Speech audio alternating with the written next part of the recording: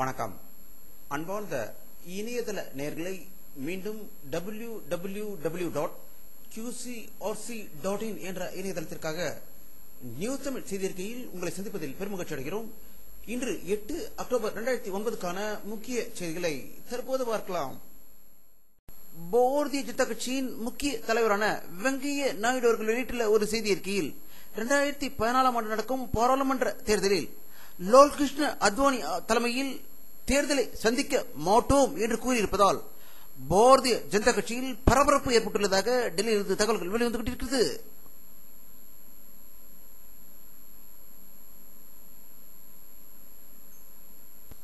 திருப்பூர் மாவட்டத்தில் உள்ள நோயல் ஆற்றில் சாய கழிவுநீரை விட்டு அந்த ஆற்றையே மாசுபடுத்திய செயலுக்காக திருப்பூரை சேர்ந்த சாயப்பட்டறை அதிபர்களுக்கு உச்ச நீதிமன்றம் 55 கோடி ரூபாய் அபராதம் விதித்து பரபரப்பு தீர்ப்பளித்ததால் ஆலை அதிபர்கள் அதிர்ச்சி அடைந்திருப்பதாக திருப்பூரிலிருந்து தகவல்கள் வெளிவந்து கொண்டிருக்கிறது.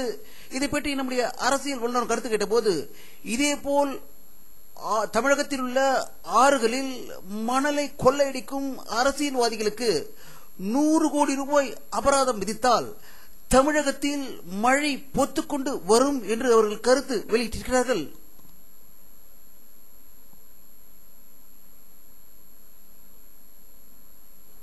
மதிமுக பொதுச் செயலாளர் வைகோ அவர்கள் இன்று வெளியிட்டுள்ள ஒரு செய்தி அறிக்கையில், நீலகிரி மாவட்டத்தில் மசினக்குடி சிங்கார பகுதியை நியூட்டோனியா அணு ஆய்வுக்கூடம் ஆராய்ச்சி மையத்தை அமைக்க சிறந்த இடம் என்று மத்திய மந்திரி ஜெயராம் ரமேஷ் தெரிவித்ததாக செய்திகள் வெளிவந்து கொண்டிருக்கிறது.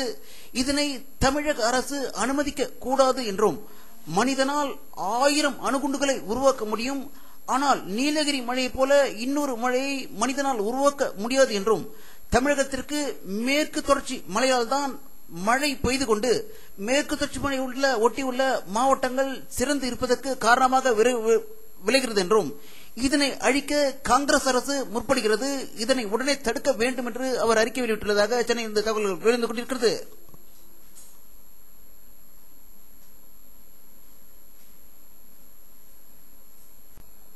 தமிழ் ஈழ நாட்டின் சுதந்திரத்திற்காக தமிழகத்திலிருந்து போராடிக் கொண்டிருக்கும் சுதந்திர போராட்ட தியாகியும் திரைப்பட இயக்குனருமான சீமான் இன்று சென்னையில் உள்ள இலங்கை துணை தூதரகத்தின் முன்பு மாபெரும் ஆர்ப்பாட்டம் நடத்தியதாகவும், இந்தியாவில் இலங்கைக்கு ஒரு தூதரகம் போதும் என்றும், தமிழ்நாட்டில் சென்னையில் தமிழ் இனத்துக்காக ஒரு தூதரகம் இருக்க வேண்டும் என்றும், துணை தூதர் கிருஷ்ணமூர்த்தியையும் இலங்கை தூதரகத்தையும் கூண்டோடு காலி செய்து இலங்கைக்கு அனுப்பி வைக்க வேண்டும் என்று கூறியதாக சென்னையில் தகவல்கள் எழுந்து கொண்டிருக்கிறது.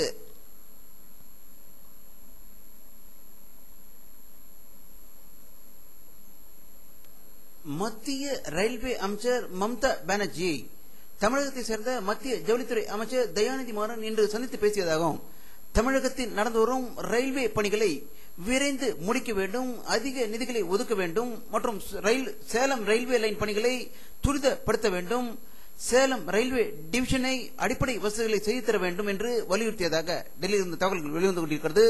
உடன் தமிழக அமைச்சர் வீரபாண்டிய ஆறுமுகம் இருப்பதை இந்த படத்தில் காணலாம்.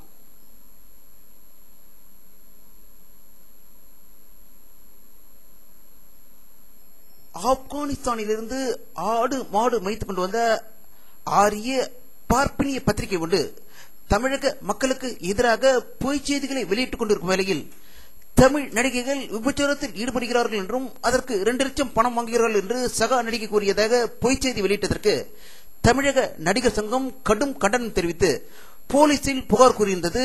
அதற்கு போலீசார் உடனடியாக அந்த பத்திரிகையின் செய்தி ஆசிரியரை கைது செய்திருப்பதாகவும், இதற்கு நன்றி தெரிவித்து தமிழக முதல்வர் அவர்களுக்கு இன்று பொன்னாடை போர்த்தியதாக சென்னையில் இருந்து செய்திகள் வெளிவந்து கொண்டிருக்கிறது.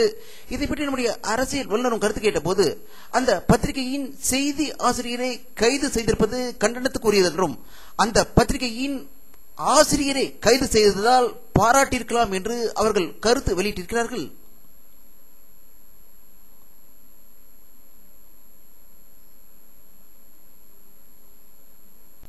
மகாராஷ்டிர மாநிலத்தில் உள்ள கச்ரோலி மாவட்டத்தில் ஹயோரி காவல் நிலையத்தில் மாவோயிஸ்டுகள் நடத்திய பயங்கர தாக்குதலில் 18 போலீஸ்காரர்கள் பலியானதாக ஒரு அதிர்ச்சி தகவல் மும்பையிலிருந்து வெளிவந்து கொண்டிருக்கிறது.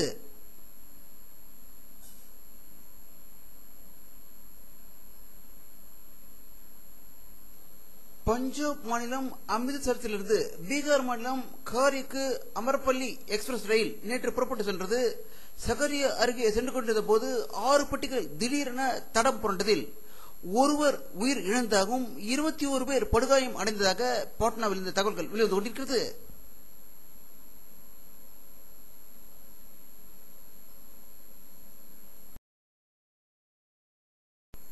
ஆப்கானிஸ்தான் தலைநகர் காபூலில் இந்திய தூதரகத்தில் நடந்த பயங்கர தற்கொலைப்படை கார்வெடி குண்டு தாக்குதலில் 19 பேர் உயிர் இழந்ததாகவும் 100க்கும் மேற்பட்டோர் படுகாயம் அடைந்ததாகவும் இந்த தாக்குதலுக்கு தாலிபான் பொறுப்பேற்றுள்ளதாக காபூலில் இருந்த தகவல்கள் வெளிவந்து கொண்டிருக்கிறது.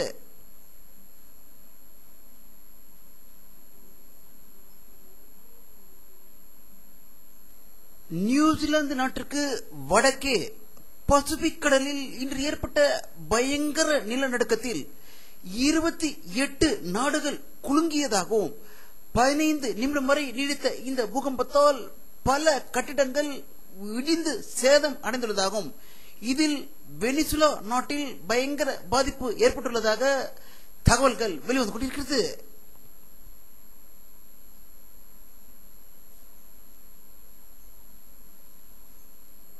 அமெரிக்க விண்வெளி ஆராய்ச்சி மையமான நாசா வெளியிட்டுள்ள ஒரு செய்தி அறிக்கையில் நாசா ஒரு விண்கலத்தை நிலாவிற்கு அனுப்பி நிலாவின் மீது வெடிகுண்டு வெடிக்க செய்ய இருப்பதாகவும் இதன் மூலம் வரும் ஆராய்ச்சியில் நிலாவில் நீர் மற்றும் மண்ணின் தன்மையை பற்றி ஆராயப்படும் என்று வெளியிட்டுள்ளதாக வாஷிங்டன் இந்த தகவல்கள் வெளிவந்து கொண்டிருக்கிறது.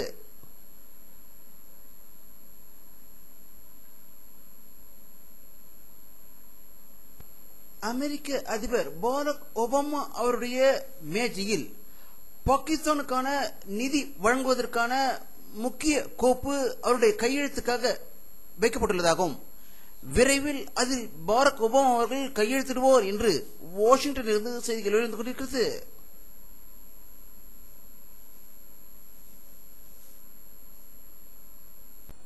அமெரிக்க நாட்டை சேர்ந்த ராணுவ அதிகாரி டேவிட் அவர்கள் வெளியிட்டுள்ள ஒரு செய்தி அறிக்கையில் பாகிஸ்தான் நாட்டு உளவுத்துறையும் மக்களும் தங்களுக்கு அச்சுறுத்தக்கூடிய நாடாக இந்தியாவை கருதுவதாகவும் தாலிபான்கள் அல் கொய்தாவை விட இந்தியாவை தான் நாங்கள் தீவிரவாத நாடாக கருதுகிறோம் என்று செய்தி வெளிவந்ததாக அவர் செய்தி கூறியிருப்பதாக நியூயார்க்கில் இருந்து தகவல்கள் வெளிவந்து கொண்டிருக்கிறது.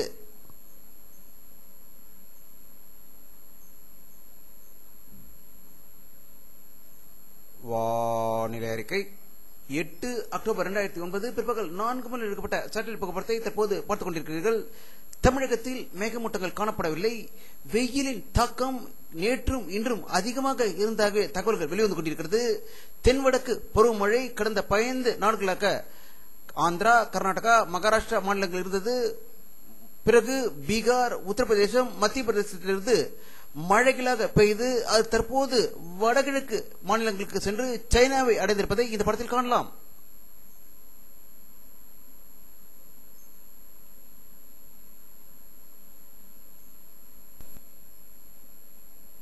இத்துடன் இந்த செய்தி அறிக்கை நிறைவடைகிறது. மீண்டும் நியூஸ் தமிழ் செய்தி அறிக்கையில் உங்களை சந்திக்கும் வரை உங்களிடமிருந்து விடைபெறுவது உங்கள் கே பாலாஜி. நன்றி.